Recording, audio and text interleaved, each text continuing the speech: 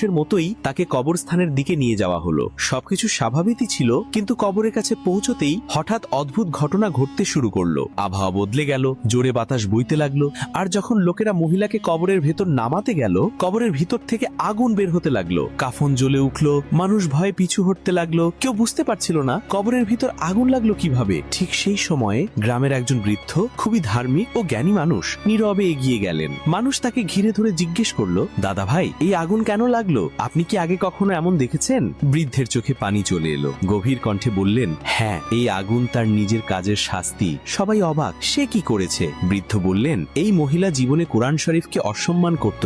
যখন শিশুরা কোরআন পড়ত, সে তাদের নিয়ে ঠাট্টা করত, উপহাস করত, আর একদিন রাগের মাথায় কোরআন শরীফকে ছুঁড়ে মেরে বলেছিল, আমি এই বইটা পছন্দ করি না। আস্তাগফিরুল্লাহ। আসুন আমরা সবাই কোরআন শরীফকে সম্মান করি আর নিজেরা ও আমাদের সন্তানদের আল্লাহর গজব থেকে রক্ষা করি।